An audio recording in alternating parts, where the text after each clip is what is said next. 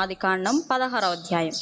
ఇక్కడ మనకు కనిపిస్తున్న స్త్రీ షారా, రెండోదిగా హాగరు. తన పేరు అబ్రహాము భార్య అయిన షారాయి అని మనం వింటాం, చదువుతాం. అయితే హాగరు గురించి మనం చదివినట్లయితే హాగరు పేరుకు ముందు అది, ఇది చాలా తక్కువ చేసి హాగరును మాట్లాడినట్టుగా బైబిల్ గ్రంథములు మనం చదువుతాం. అయితే ఈ హాగరును ఎందుకు అలా తక్కువగా చేసి మాట్లాడుతున్నారు, ఎందుకు అంత తక్కువగా తన పేరుకు ముందు ఆ ప్రస్తావన వస్తుంది అంటే, ఈ హాగరు అబ్రహాము భార్య అయిన షారాయి ఫరో చేతిలో నుంచి తన భర్త దగ్గరకు వచ్చినప్పుడు ఫరో షారాతో ఒక బానిసగా, ఒక దాసిగా హాగరు అబ్రహాము భార్యతో తన ఇంటికి వస్తుంది, తన దేశానికి వస్తుంది.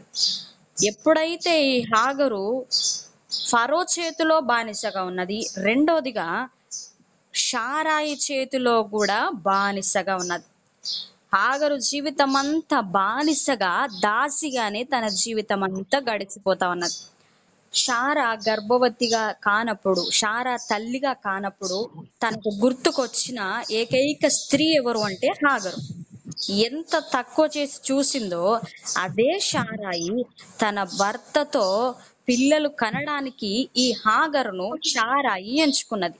ఆ స్త్రీని బాధ పెట్టి, అదే స్త్రీని వేదనపరిచి, అదే స్త్రీని ఎంత తక్కువ చేసి మాట్లాడినా మరలా తనకు మొదటగా గుర్తుకొచ్చింది ఎవరు అనంటే, తన భర్త వంశాన్ని నిలబెట్టడానికి మరలా మొదటగా గుర్తుకొచ్చింది హాగరు. మనుషులు ఎంత తక్కువగా చూస్తారో, మనుషులు ఎంత చిన్న చూపు చూస్తారో, మనుషులు ఎంత హేళన చేస్తారో, దేవుడు వారిని నిలబెట్టువాడు. దేవుడు వారి పట్ల ఒక ప్రణాళిక కలిగిన వాడు. నిన్ను ఒకవేళ ఈ వాక్యం వింటున్న మీలో ఎవరినైనా మీ సొంత వారు, మీ ఇంటి వారు, మీ ఉద్యోగం చేసే స్థలాల్లో, మీ కుటుంబాల్లో తక్కువగా చూస్తూ, తక్కువ అంచనా వేస్తున్నట్లయితే, దేవుని దృష్టిలో మీరు విలువైన వారు. లోకం దృష్టిలో చిన్న చూపుతున్నారో, దేవుని దృష్టిలో వారు ఘనమైన వారు, దేవుని దృష్టిలో వారు ప్రశస్తమైన వారు. ఎవరినైతే లోకము చిన్న చూపు చూస్తుందో వారిని దేవుడు ఎప్పుడు విడిచిపెట్టువాడు కాడు. దేవుడు ఆమెను ఎప్పుడు త్రోసివేయలేదు. లోకం నిన్ను తక్కువ అంచనా వేసినా, లోకం నిన్ను పనికిరాని దానిగా ఎంచినా, లోకం నిన్ను దేనికి పనికిరావనన్నా, లోకం నిన్ను ఒక నష్టజాతకురాలు అన్నా సరే, దేవుడు నిన్ను హెచ్చించువాడు. దేవుని దృష్టిలో నీవు ప్రశస్తమైన దానవు. హాగరు చేసిన తప్పేంటమ్మా అంటే, ఎప్పుడైతే తన యజమానురాలు తన యజమానితో కూడడానికి హాగరును పంపిందో అప్పుడు తన హృదయంలో చిన్న గర్వం వచ్చింది. తన యజమానురాల్ని అప్పటికి లోబడిన హాగరు కొంచెం విలువ రాగానే తన యజమానురాల్ని నీచంగా చూసిందంట, తక్కువగా ఆలోచన చేసింది. చిన్న స్థితిలో నుంచి దేవుడు ఒక మెట్టు మనం ఎక్కించినప్పుడు మనం ఏ స్థితిలో నుంచి ఉన్నామో, ఏ స్థితిలో మన మొదటి స్థితి ఏదో ఎప్పుడు మనం మర్చిపోకూడదు. ఎప్పుడైతే హాగరు షారాని చిన్న చూపు చూసిందో అప్పటి నుంచి మరలా తన కష్టం, తన బాధ మరలా స్టార్ట్ అయింది. హల్లెలూయా, హల్లెలూయా. దేవుడు ప్రశస్తమైన స్థానంలో ఉంచినప్పుడు దాన్ని కాపాడుకోవాల్సిన బాధ్యత మన మీద ఉంటది. ప్రార్థన చేస్తాం, ఉపవాసం ఉంటాం, కన్నీరు గారుస్తాం, విజ్ఞాపన ప్రార్థన చేస్తాం, ముద్దడి జాము లేసి ప్రవ్వ నాకు ఈ పరిస్థితి ఏంటి, ఈ పరిస్థితి నుంచి నన్ను లేపవో ప్రవ్వ అని అడుగుతాం. దేవుడు మనం అడిగిన ప్రతి అవసరతను కొన్నిసార్లు తీరుస్తాడు. దేవుడు మనకు కావలసిన ప్రతి ఈవులను అనుగ్రహించినప్పుడు మనం ప్రార్థించిన ప్రార్థన మర్చిపోతాం, మన ప్రార్థన జీవితం మర్చిపోతాం, వాక్యానుసారమైన జీవితం మర్చిపోతాం.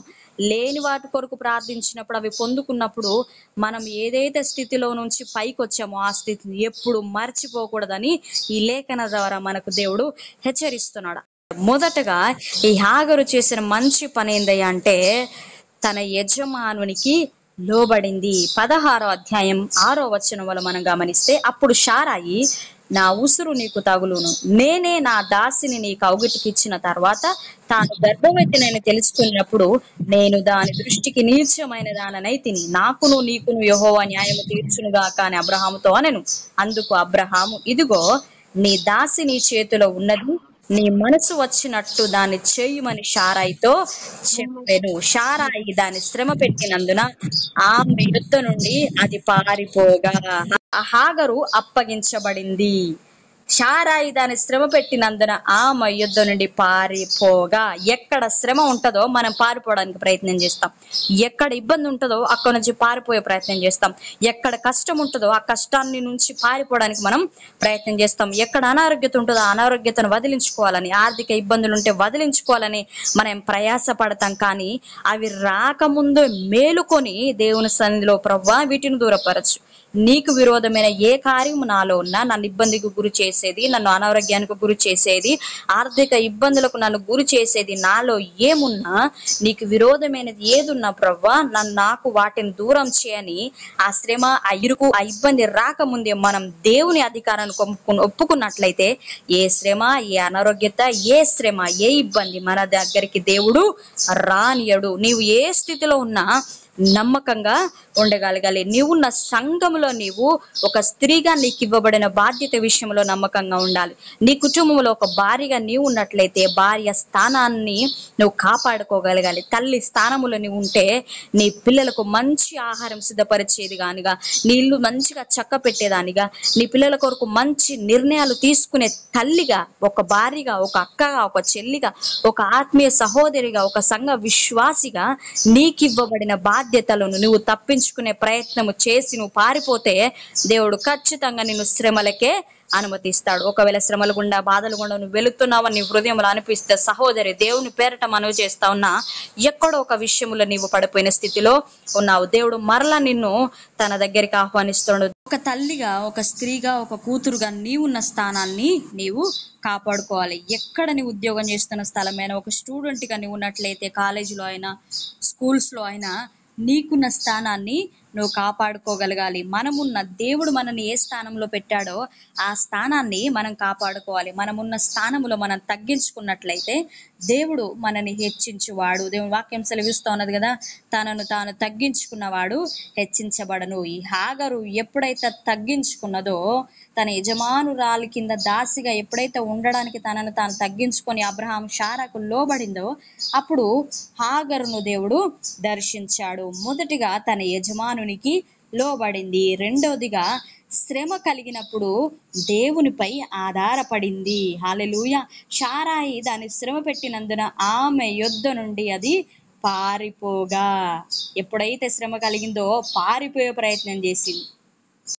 8వ వచనంలో చూస్తే, శారాయి దాసివైన హాగరు, ఎక్కడి నుండి వచ్చితివి, ఎక్కడికి వెళ్ళుచున్నవని అడిగినందున, ఎప్పుడైతే శారాయి బాధ పెడుతూ ఉంటే, శ్రమ పెడుతూ ఉంటే పారిపోయిందో, ప్రభువు దూత హాగర్ను దర్శించింది. హాగర్ను క్వశ్చన్ చేస్తా ఉన్నది, ఎక్కడి నుంచి వస్తున్నావు, ఎక్కడికి వెళుతా ఉన్నావు. మనం ఒకవేళ దేవునికి విరోధంగా ప్రయత్నాలు చేస్తే, దేవునికి విరోధమైన, వాక్యానికి విరోధంగా, సేవకునికి విరోధంగా, ఒకవేళ ఇంట్లో భర్తకు విరోధంగా, అన్నకో తమ్మునికో తల్లిదండ్రులకో విరోధంగా ఒక స్త్రీ వెళుతున్నప్పుడు మనుషులు చూడకపోవచ్చు, మనుషులు క్వశ్చన్ చేయకపోవచ్చు, కానీ దేవుడు చూస్తూ ఉంటాడు. దేవుడు క్వశ్చన్ చేస్తాడు. దేవుడు కొన్నిసార్లు మనుషుల ద్వారా, కొన్నిసార్లు పరిశుద్ధాత్మ ద్వారా, కొన్నిసార్లు వాక్యము ద్వారా, కొన్నిసార్లు సంఘములో సేవకుని ద్వారా హెచ్చరిస్తాడు, క్వశ్చన్ చేస్తారు. ఎక్కడి నుంచి వస్తున్నావు, ఎక్కడికి వెళుతా ఉన్నావు. 2 క్వశ్చన్లు దేవదూత అడుగుతా ఉన్నది హాగర్ను. తన దగ్గర రెండిటికి ఆన్సర్ లేదు. తను ఎక్కడి నుంచి వచ్చింది, ఒక దాసిగా ఫరో చేతిలో నుంచి శారాయి చేతిలో పడ్డది, అబ్రహాం చేతిలో పడ్డది. ఇప్పుడు మరలా అక్కడి నుంచి పారిపోతాన్నది, ఎక్కడికి వెళుతా ఉన్నదో కూడా తెలియదు. గురి గమ్యము లేని పరిస్థితిలో హాగరు ప్రయాణం మొదలయ్యింది.